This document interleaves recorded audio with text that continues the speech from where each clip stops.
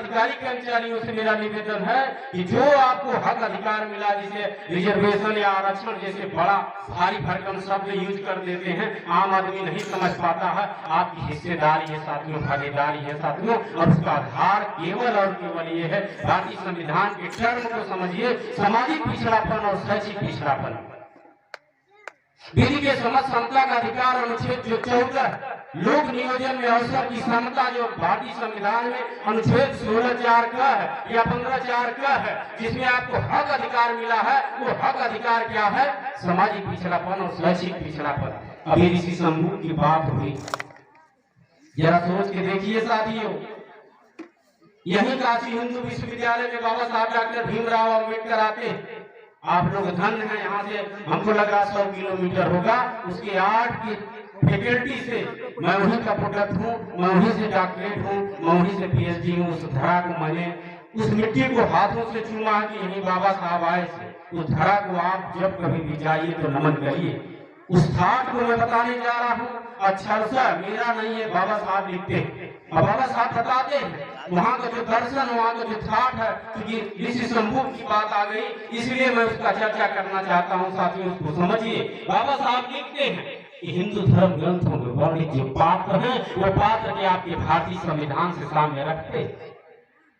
यदि नहीं रखते, जो 10 हाथ वाले, कितने हाथ वाले, यहाँ से वहां से पैदा होने वाले, आसमान में उड़ने वाले, इस तरह से जो असंवैधानिक अनगिनत इस तरह के जो उदाहरण है साथियों, कि आपके भारतीय संविधान से सामने रखते। बाबा साहब लिखते हैं कि यदि नहीं सामने रखते हैं तो अब आपको तय करना है कि ये देश भारतीय संविधान से चलेगा या इन हिंदू धर्म ग्रंथों से चलेगा। अब आपको तय करना है साथियों। अब मेरे बाएं हाथ में वो कपोल कल्पित पात्र है, वो दर्शन है जिसको बड़ी अच्छी तरह से जानते हैं आप, जिसका नाम है मनुस्मृति। और मेरे दाहिने हाथ में भारतीय संविधान है साथियों। 1 मिनट के लिए मान लीजिए मैं नहीं लिया हूं, लेकिन केवल कल्पना करिएगा, मेरे दाहिने हाथ में भारतीय संविधान है, मेरे बाएं हाथ में वो कपोल कल्पित पात्र वाले लोग हैं, जो अनगिनत इस तरह के उदाहरण हैं। जो इसने कहा, इसने एक स्वर में कहा, एक सोची समझी चाल के तहत कहा कि इन शूद्रों को शिक्षा का अधिकार नहीं। ये बाएं हाथ का जो ग्रंथ है, जिसपे तथा कथित आप चले जाते हैं, आपको लगता है आसमान में देखते हैं, लगता है कि ऊपर कोई है आपका कल्याण करने वाला, वो आएगा और आपका उद्धार करेगा। ऐसा कुछ है नहीं साथियों, और उसी पे आप विश्वास कर लेते हैं। ये बाएं हाथ वाला क्या कह दिया, ये जो ग्रंथ है, जो किताब है, ये कह दिया कि इन शूद्रों को पढ़ने लिखने का अधिकार नहीं है। बाबा साहब की उस बात को याद रखिए कि हिंदू धर्म ग्रंथों में वर्णित जो पात्र हैं, वो पात्र क्या भारतीय संविधान से सामने रखते हैं? यदि नहीं रखते हैं तो अब आपको तय करना कि ये देश भारतीय संविधान से चलेगा या हिंदू धर्म ग्रंथों से चलेगा। तो ये बाएं हाथ में हिंदू धर्म ग्रंथों का सबसे सशक्त किताब है, जिसे मनुस्मृति कहा जाता है, जो ये कहता है कि इन शूद्रों को पढ़ने लिखने का अधिकार नहीं है। वहीं दाहिने हाथ में जरा देख लीजिए कि भारतीय संविधान है, जो आपको ये कहता है कि इन शूद्रों को ही नहीं, भारत में जन्मे हुए जितने ही लोग हैं, इनको अब तो निःशुल्क अनिवार्य शिक्षा अधिनियम के तहत आपको फ्री में पढ़ने लिखने का अधिकार है। अब ये क्या कहा दिया कि आपको पढ़ने लिखने का अधिकार नहीं है, और इसने क्या कहा, आपको निःशुल्क अनिवार्य शिक्षा अधिनियम के तहत पढ़ने लिखने का अधिकार। पढ़ने लिखने का अधिकार तो है, लेकिन अनिवार्य है साथियों। अब आप तय करिए इससे देश चलाएंगे या इससे देश चलाएंगे, आपको तय करना है साथियों। और यही बात हूबहू दूसरा उदाहरण समझ लीजिए कि देश को किससे चलाना। दूसरा उदाहरण है जो यह मनुस्मृति है, ये क्या कह रहा है कि इन शूद्रों को पढ़ने लिखने का अधिकार नहीं।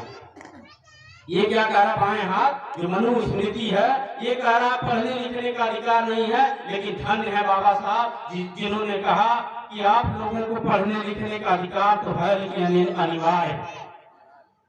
साथियों, इसका दूसरा जो उदाहरण है, जो उसका क है, वो ये है कि इसने क्या कह दिया कि आपको अभिव्यक्ति करने की आजादी नहीं है। ये बाएं हाथ क्या कह रहा है कि आप बोल नहीं सकते हैं, लेकिन धन्य है बाबा साहब जो आपको ये कह रहे हैं कि आपको बोलने का अधिकार तो है, लेकिन साथ ही साथ अनिवार्य। साथियों, पढ़ने लिखने वाले लोग होंगे, यदि नहीं होंगे तो भारतीय संविधान में सर्च कर लो, अनुच्छेद 19 का ग। क्योंकि ये मंच है, विचार गोष्ठी हो रही है, बिना रेफरेंस का बात हम नहीं कर रहे हैं। लेकिन ये जो माइक में मैं बोल रहा हूँ, हमारा एक और आंदोलन चल रहा है साथियों। कुछ साथी हैं इस तरह से मूंछ भी ऐंठते हैं, बल्लम बरछा भी लेके चलते हैं, और वो जय जय जय जय जय भीम का नारा भी लगाते हैं। साथियों, जरा सोच के देखिए, आप बोलते थे तो जिह्वा काट ली जाती थी, लेकिन आपको कैसे अधिकार मिल गया? जय जय जय जय जय भीम, जय भीम, जय भीम। ऐसा आंदोलन खूब तेज है, इतना तेज है, इतना वेग है, इतना तेज है कि दुश्मन यहीं खड़ा उसके पार चले जाते हैं।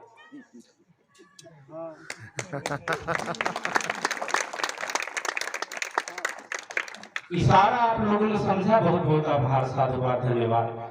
साथियों, मैं अक्षर से बाबा साहब की ही बातें करता हूँ, महापुरुषों की बातें करता हूँ। अभी मेरी औकात नहीं, मैं PhD से जरूर PhD हूँ, कि औकात अभी नहीं इन महापुरुषों के आगे।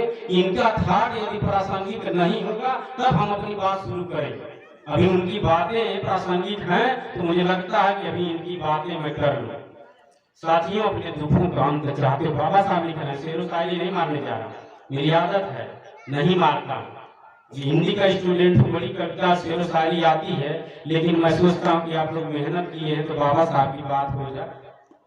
बाबा साहब लिखते हैं कि अपने दुखों का अंत चाहते हो तो तुम्हें लड़ना होगा। समाज लड़ भी रहा, बल्लम बरछा लेके, तेज है, वेग है, दुश्मन यही खड़ा उसके पार भी चला जा रहा है। तो जरा सोचिए, अपने दुखों का अंत चाहते हो तो लड़ना होगा, लड़ने से पहले पढ़ना होगा, और बिना पढ़े लड़ोगे तो हार निश्चित है। ये थाट है साथियों, ये बाबा साहब के थाट हैं। लड़ना तो है, लेकिन लड़ने से पहले पढ़ना है साथियों। और उसी जगह मैं लाना चाह रहा हूँ कि जरा सोचिए, राष्ट्रमाता सावित्रीबाई फुले, जिन्होंने पूरे भारत में बाबा साहब डॉक्टर भीमराव अम्बेडकर के संविधान लिखने से पहले इन्होंने पूरे देश को पढ़ा दिया। बहुत बहुत आभार ज्ञापित करता हूँ, नतमस्तक होता हूँ राष्ट्रमाता सावित्रीबाई फुले।